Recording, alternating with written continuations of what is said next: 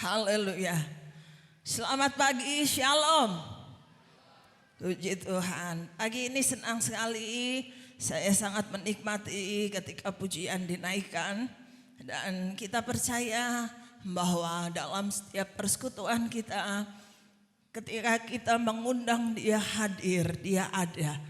Dia sudah memberkati setiap kehadiran Bapak Ibu pada pagi hari ini. Puji Tuhan, siapkan hatimu untuk menyambut kebenaran firman Tuhan. Saya akan sampaikan firman Tuhan pagi hari ini dari surat Yakobus pasal yang keempat. Yakobus pasal yang keempat, ayat yang pertama sampai ayat yang ke-6. Kita akan baca beberapa ayat nanti. Di awal saya tidak akan baca supaya menghemat waktu, karena nanti dari setiap poin kita akan lihat ayat-ayatnya. Tema firman Tuhan pagi hari ini adalah penghambat atau penghalang berkat. Penghambat atau penghalang berkat. Bapak Ibu yang dikasih oleh Tuhan, kalau saya tanya siapa yang ingin hidupnya diberkati oleh Tuhan, saya percaya semua akan acung tangan. Semua kita akan rindu hidup kita ini diberkati oleh Tuhan. Berkat bukan hanya materi, tapi berkat meliputi banyak hal. Kita rindu hidup kita diberkati baik rohani dan jasmani kita. Apa kebutuhan jasmani kita banyak. Bahkan kebutuhan damai sejahtera, ketenangan itu kita butuhkan. Bapak Ibu yang dikasih oleh Tuhan, kita punya Bapa yang selalu rindu untuk memberkati anak-anaknya. Di dalam Ulangan pasal 28, di situ ada satu perikop dari ayat pertama sampai ayat yang ke-14.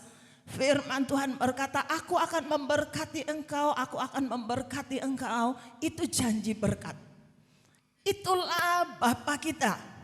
Dia rindu agar kehidupan kita, anak-anaknya selalu hidup dalam keberkatan. Aku datang untuk membawa kehidupan dan kelimpahan, kata Tuhan. Kita harus perhatikan, kita punya Bapa yang tidak membawa kita kepada kecelakaan. Kita punya Bapa yang tidak merancangkan hal-hal yang buruk dalam kehidupan kita. Tapi kita punya Bapa yang rindu untuk memberkati kehidupan kita, anak-anaknya. Kita yang harus waspada. Karena apa? Karena ada penghambat atau penghalang berkat yang harus kita waspadai. Yang terkadang kita nggak sadar. Terkadang kita berpikir, kenapa hidupku kok nggak diberkati sama Tuhan? Kita nggak lihat, ternyata ada sesuatu yang menghalangi berkat Tuhan itu turun atas kehidupan kita.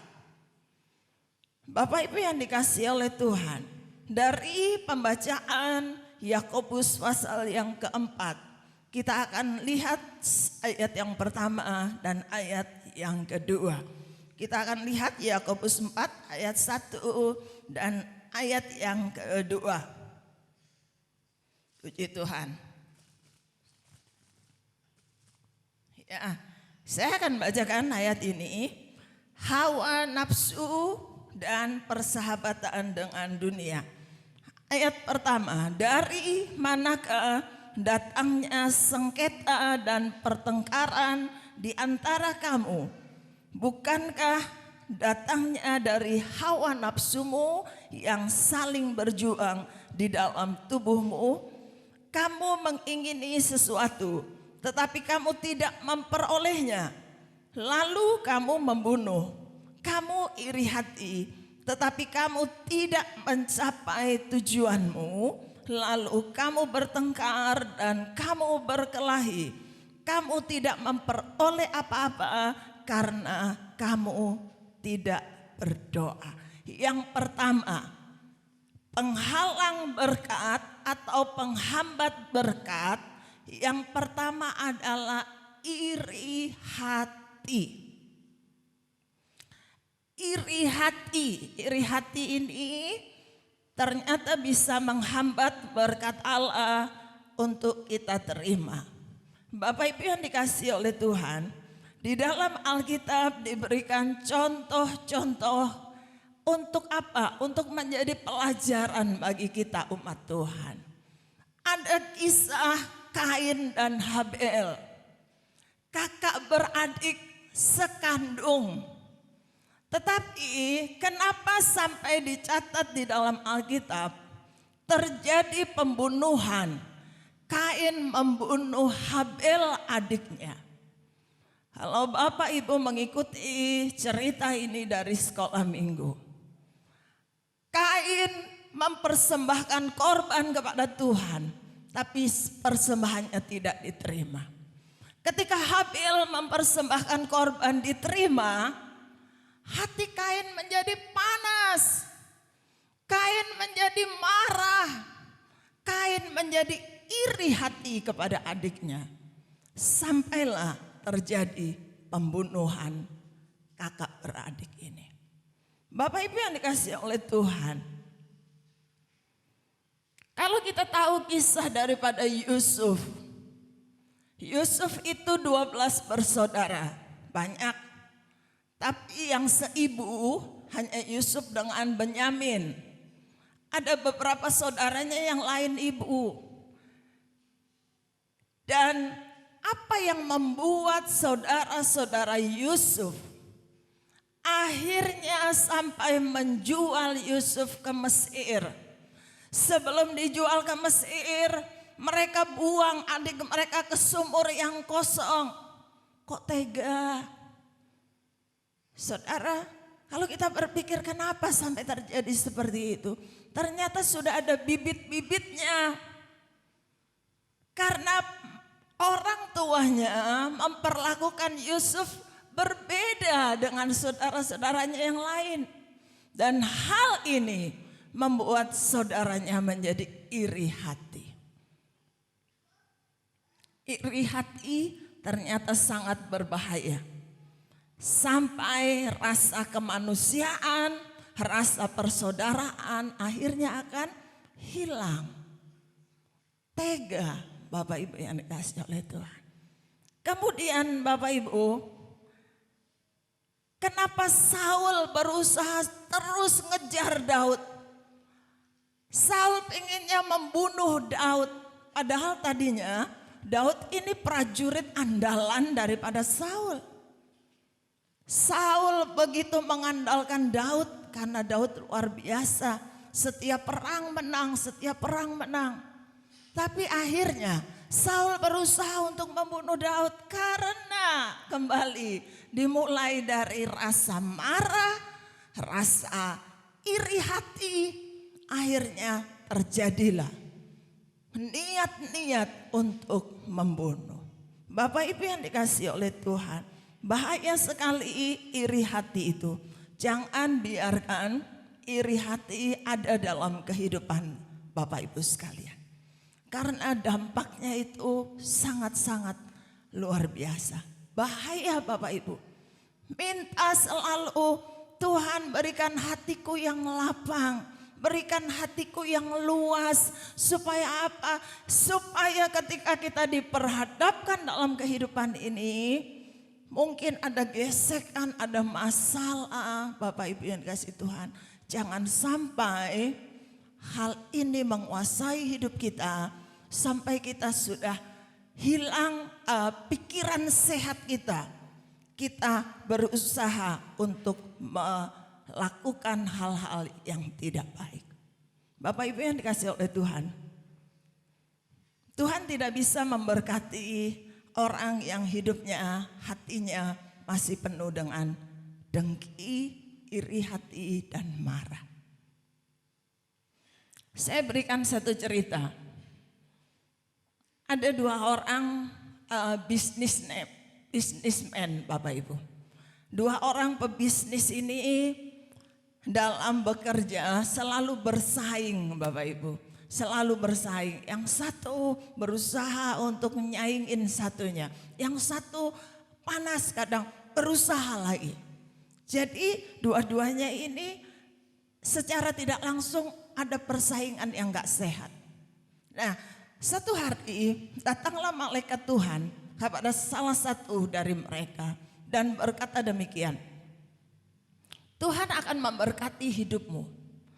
Tuhan akan mengabulkan apapun yang menjadi permintaanmu, kata malaikat Tuhan.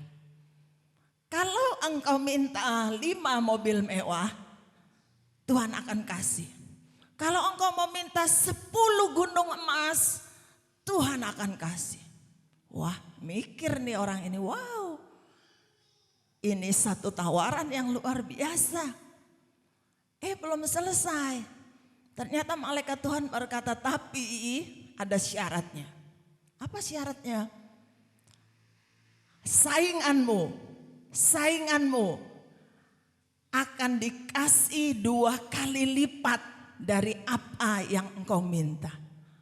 Aduh, dia mulai mikir, wah kok enak sekali saingan saya. Kalau aku minta 5 mobil mewah berarti sainganku 2 kali lipat dapat 10 dong. Wah, keenaan dia karena mereka sudah bersaing gak sehat kan. Akhirnya tadinya orang ini senang Bapak Ibu. Karena tadinya senang dengan tawaran itu. Akhirnya mulai mikir, enggak, keenakan dia. Keenakan itu saingan saya, musuh saya itu. Akhirnya dia berkata begini, malaikat Tuhan, saya mau minta sesuatu. Karena tadi dijanjikan akan dikabulkan. Apa yang kamu minta? Orang ini berkata, buat mata saya satu ini buta. Malaikat Tuhan, disuruh minta sesuatu, kok malah mintanya celaka ini sakit. Kenapa kamu minta supaya matamu buta sebelah? Orang ini berkata, ya karena sesuai dengan janji tadi. Kalau aku minta satu berarti sainganku akan dapatnya double. Dia pikir kalau matanya dia satu buta berarti musuhnya dua-dua buta, kapok, dia pikir begitu. Kenapa saudara? Kenapa ada pikiran seperti itu? Karena gak sehat, dari hatinya gak baik, ada rasa iri hati, sehingga orang iri itu apa Bapak Ibu? Susah lihat orang senang, senang lihat orang susah, itu orang iri hati. Bapak Ibu, dicek sendiri hatinya masing-masing. Saya nggak bisa baca hati Bapak Ibu. Cek sendiri. Kalau engkau sudah mulai seperti ini, kalau engkau sudah mulai berpikir, kalau ada yang kena musibah, apalagi itu musuhmu, engkau berkata, kapok mau kapan? Saudara, hati-hati. Jangan-jangan sudah ada benih iri hati dalam hatimu. Ketika hati kita mulai enggak sehat, saudara mulai cepat datang kepada Tuhan. Tuhan ampuni aku, Tuhan basuh hatiku, sucikan, sucikan. Sehingga tidak ada yang menghalangi berkat Tuhan atas kehidupan kita. Puji Tuhan. Yang kedua kita lihat di ayat yang ke-2b dan ayat 3.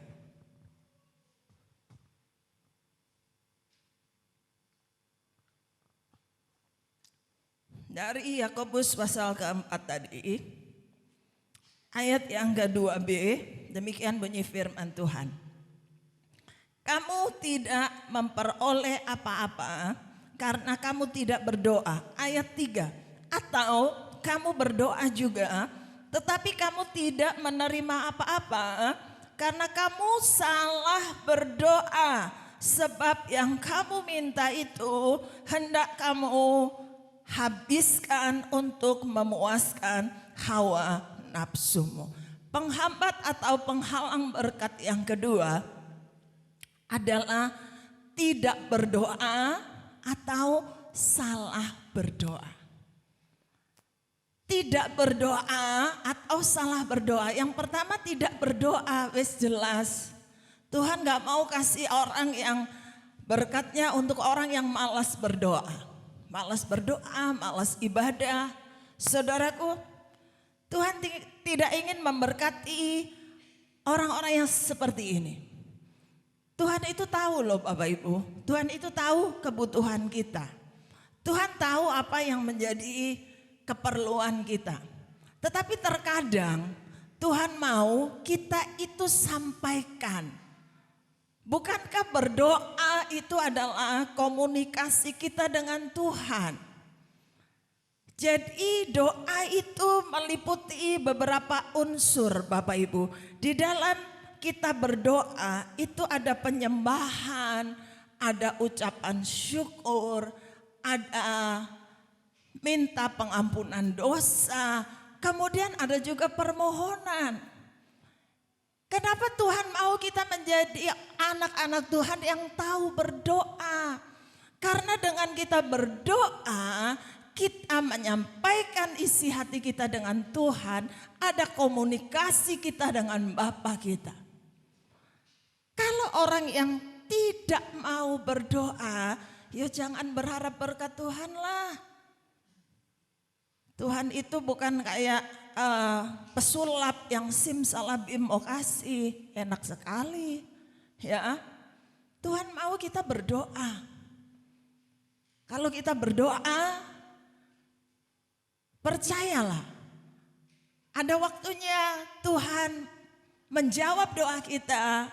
Saya berkata setiap doa kita itu didengar oleh Tuhan. Hanya terkadang Tuhan minta kita menunggu waktunya. Atau memang Tuhan yang lebih tahu apa yang Tuhan akan beri buat kita anak-anaknya. Jadi Bapak Ibu yang kasih oleh Tuhan, penghalang berkat yaitu kalau kita tidak berdoa. Mulai untuk kita membiasakan hidup untuk selalu menjalin komunikasi dengan Tuhan. Ada jam-jam doa atau salah berdoa.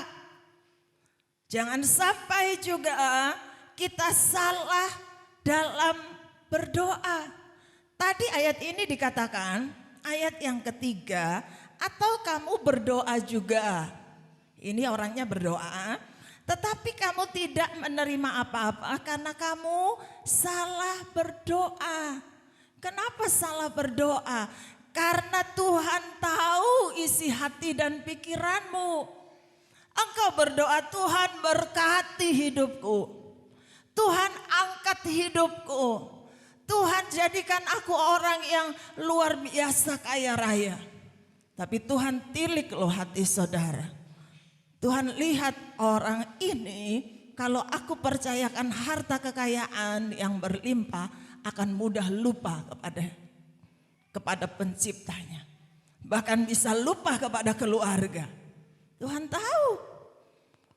Kalau saudara berdoanya salah, karena saudara ingin, kalau aku kaya, kalau aku berlimpah, aku bisa mau apa saja aku bisa. Kalau di hatimu sudah ada seperti itu, engkau berdoa, Tuhan lihat salah doamu. Karena aku tahu apa yang terkandung di dalam hatimu. Bapak Ibu yang dikasih oleh Tuhan, ini menjadi penghalang untuk kita terima berkat Tuhan. Yang ketiga, kita lihat ayat yang berikutnya, ayat yang keempat. Hai kamu orang-orang yang tidak setia, tidakkah kamu tahu bahwa persahabatan dengan dunia adalah permusuhan dengan Allah? Jadi barang siapa hendak menjadi sahabat dunia ini, ia menjadikan dirinya musuh Allah. Janganlah kamu menyangka bahwa kitab suci tanpa alasan berkata, oh yang ditempatkan Allah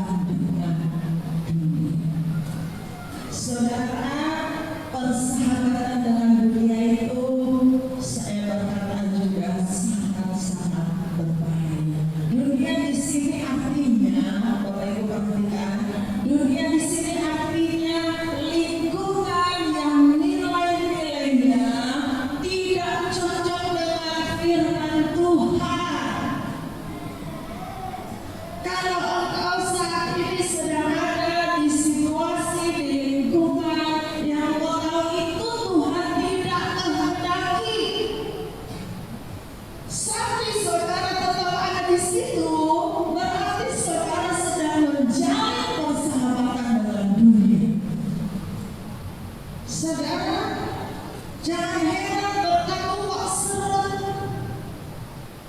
karena saudara sedang menjalin persahabatan dengan dunia.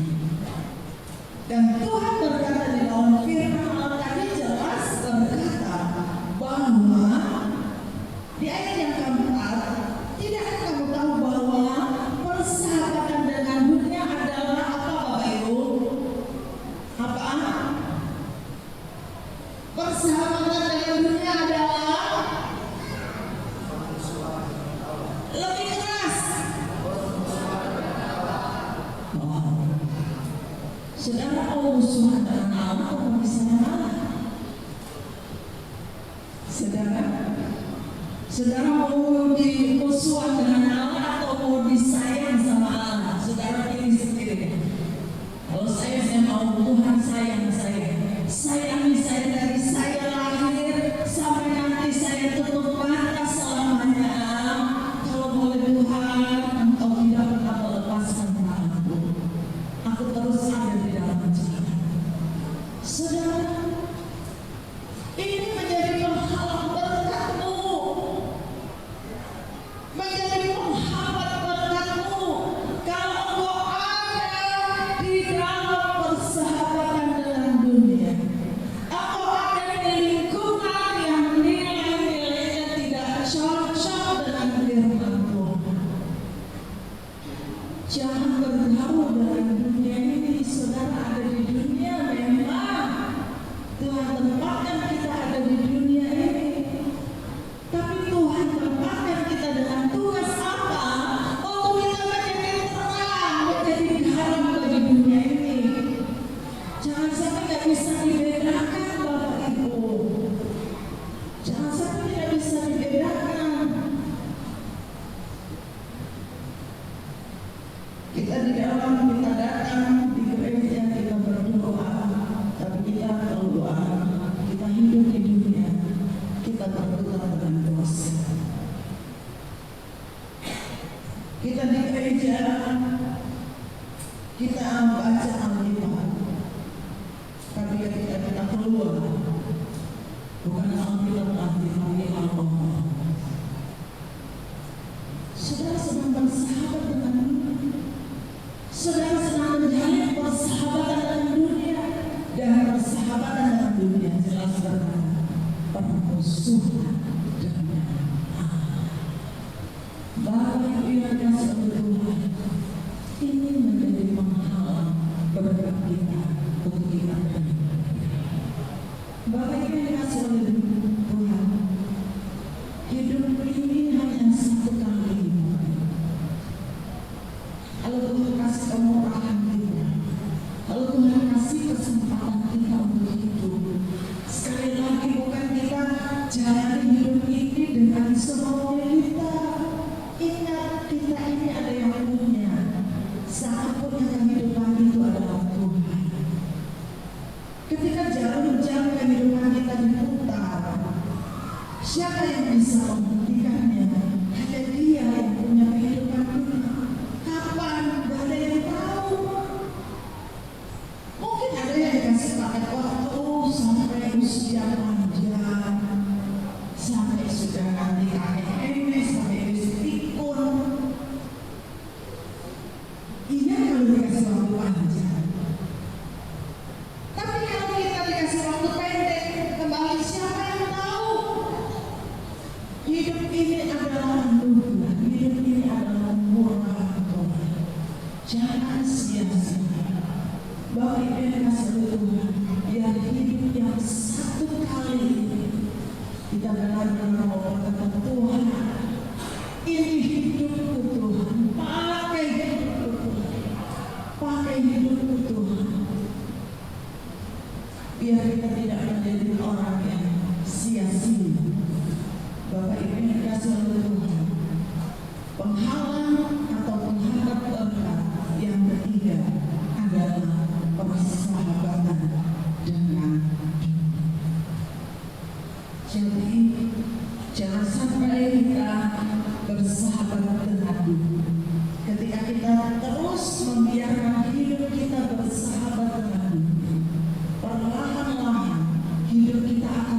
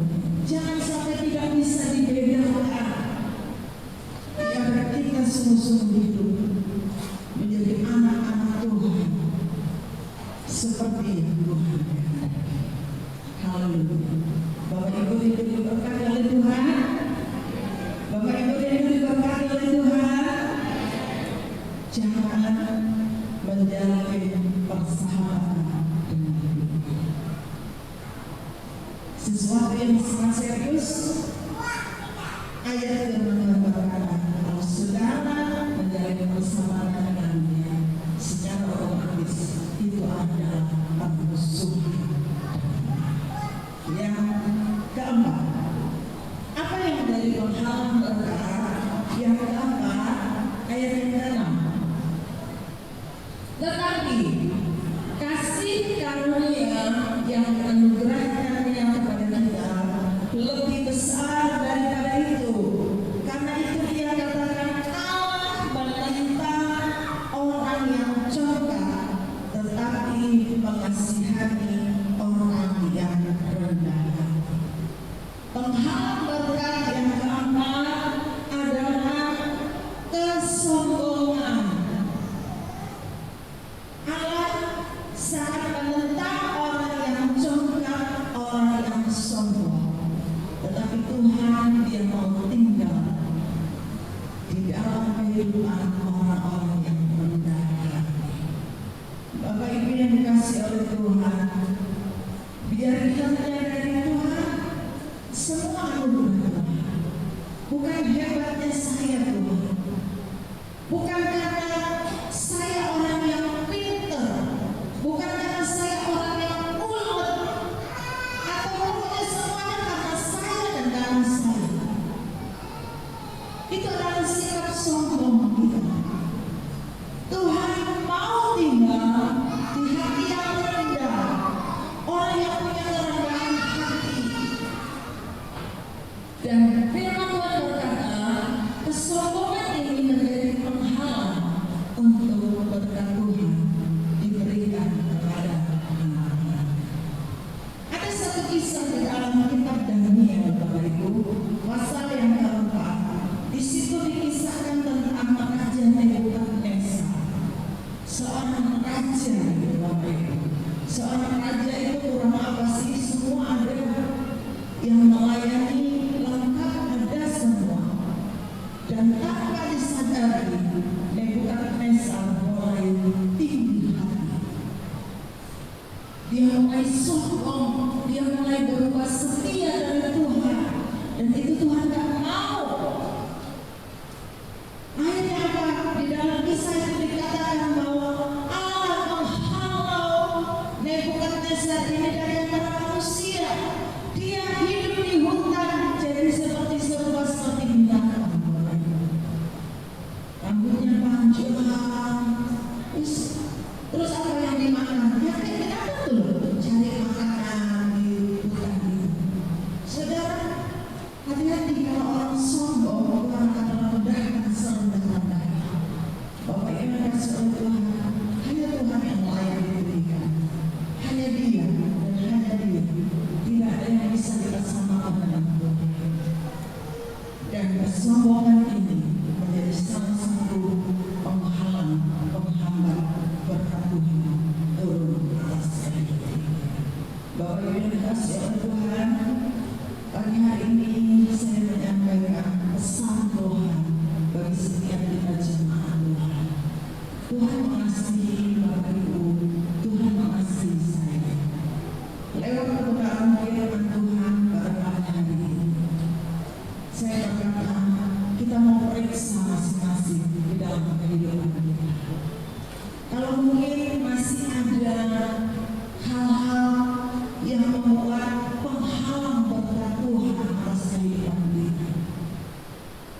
Apakah kita selama ini masih suka nyimpen iri hati? Atau selama ini kita masih malas berdoa? Atau doa kita itu salah? Doa kita salah? Atau kita masih begitu suka jalin persahabatan dengan dunia enak loh yang ditawarkan oleh dunia? Jelas Bapak Ibu, enak banget yang dunia tawarkan itu enak. Saya baru berkata enak sekali yang dunia tawarkan. Tapi ujungnya apa Bapak Ibu? Membawa kebinasaan. Apakah Bapak Ibu mau enaknya sekarang? Bapak Ibu nggak mikir nanti ke depannya. Hidup kita ini hanya dibatasi oleh usia, tapi di dalam kekekalan itu tidak ada batasannya. Dan itu yang harus kita pikirkan.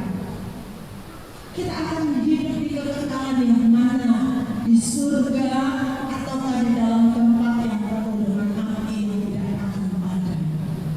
Kalau kita terus bersahabat dengan dunia, ataukah masih ada kesombongan kesombongan yang menguasai kehidupan kita, dan itu membuat berkat Tuhan terhalang untuk Dia berikan kepada kita.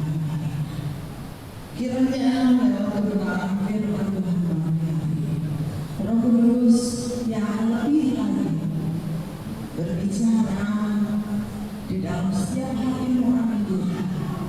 Saya terbatas bagi untuk menyampaikan kejabatannya, tapi percaya ada Roh Kudus, firman Roh Kudus terus berbicara dalam hati. Kalau aku salah, kalau selama ini apa yang aku buat salah, Tuhan kasih mengasihi kita. Tuhan berkasih, Dia selalu mau terima ketika anak-anaknya datang sadar, bertobat dan kembali untuk hidup di dalam jalan Tuhan. Yesus selalu